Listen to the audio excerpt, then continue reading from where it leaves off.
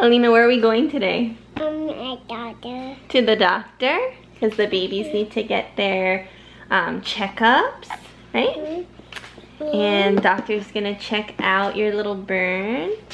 And you can tell her how tough you are. So we're eating lunch. Alina had some barbecue chicken that Micah made, and I threw in some green beans. Show everybody that you can eat your green beans. Good job! Oh my gosh, so proud of you. Okay, fussing, fussing. Alright. You just want to see yourself in the camera, you sucker duckers. You suckers. You just wanted to see yourself. Peekaboo. You just want to see yourself in the camera. Okay. I am notoriously late for the doctor. So, we are going to try our best. I'm going to film a little bit about what it takes to get ready to go to the doctor, or really anywhere. So Alina was set up with her lunch right there. Babies just finished their bottles. Now we're going to get everybody changed. It's 1:05. My goal is to leave here by 1:15. We'll see. This is just how I pack them up.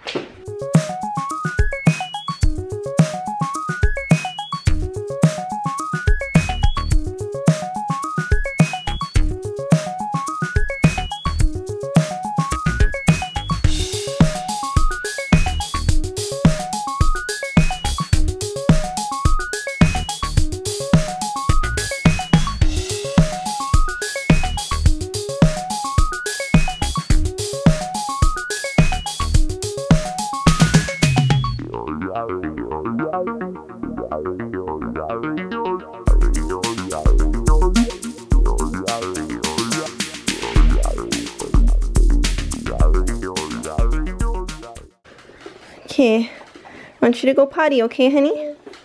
Need help coming down? Okay, go potty. This one is in a mood. You're in a mood, Eden. Come. We gotta get everybody's wubbas, which is their wubbanub pacifiers. We always bring an extra one. Alina's putting pants on. We're getting you buckled in. And we've got about 1 minute till we run out of time and we're late. Let's hurry. Love it. Ready. Had to make sure we had diapers, wipes, extra diapers, a diaper for Alina, a panty for Alina, extra wubba, extra change of clothes, hand sanitizer, snacks for Alina. What else? Yeah. Every time we leave the house, gotta have everything. Also, forgot nursing cover and car seat covers because we do not want excess germs getting in their car seat while I'm pushing them through the hospital. I'm gonna take a real quick second right here. I am always wearing these house dresses, and I always see people on Instagram, they like style them with their cute knot or whatever, and like, I don't know. So I know I don't look that great, but I'm hoping maybe if people don't look that closely, it'll kind of look like I have my ish together. But nope, just wearing my pajamas.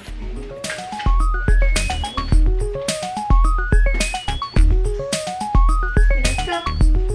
Here we go.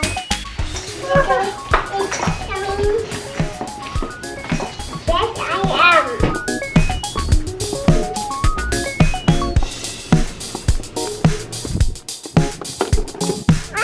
Your turn. Getting strapped in. It's a little hot today. Car's a little warm and toasty. Smile. Alright. Okay, everybody, we have entered the parking lot. 5.5 minutes late. Not too bad. So don't worry, not distracted driving on the road. All right, Alina, are you ready? Okay, here we go. Let's do it. Daddy. Yes, Daddy's here. You see him? Daddy! Daddy! Let's go.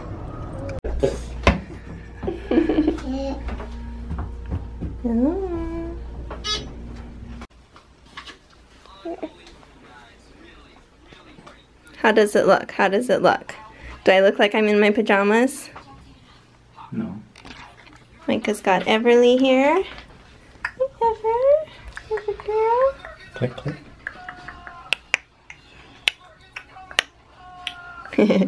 And Eden. She had an issue with plagiocephaly and possible craniosynostosis. So she was cleared by the neurosurgeon, but her head's still a little weirdly shapen. Yeah. Minor. Not sure what that is. She has been throwing up after eating peanut butter. It's not an allergic reaction, but Maybe like 2 hours after she eats it. her tummy doesn't tolerate it. Yeah, poor thing. There's no rash or anything. Upset tummy. And then, oh, and she has a hard time, or she's not as advanced at eating. Like she doesn't seem to know what to do when you get the food in her mouth. Mm-hmm. They're both not crawling yet. They're army crawling. Ever army crawled legit this morning, babe. Like across the living room floor. Pulling with your left hand only? Or No, both. She did good. She kind of favors her left side. And they refuse to sit, like on the unassisted. Or even assisted. They like throw their heads back. They don't want to be sitting.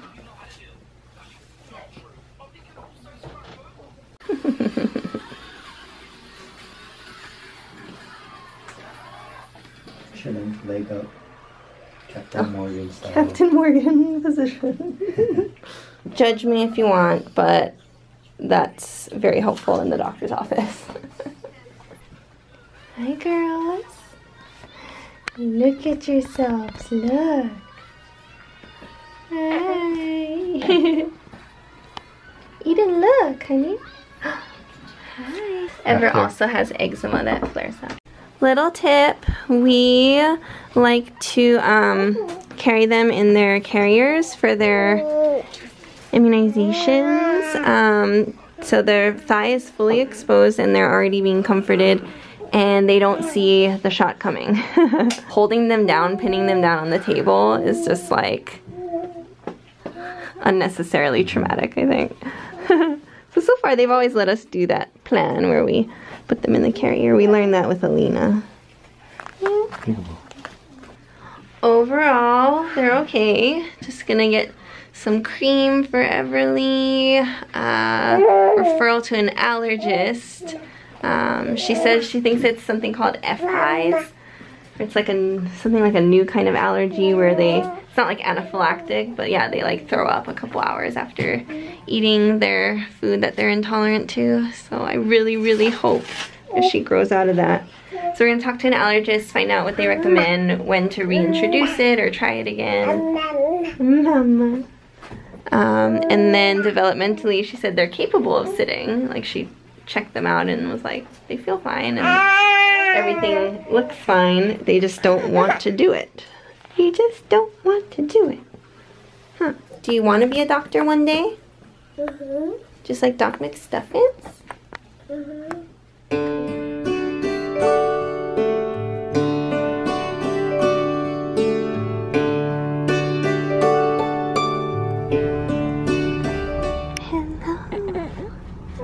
Hi, did you have a good little short nap?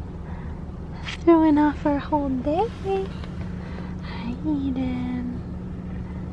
Nobody's crying. Oh.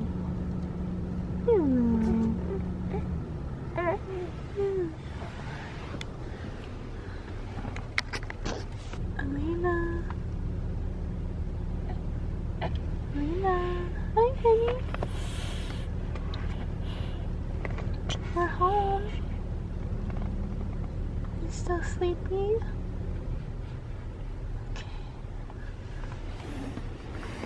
Okay.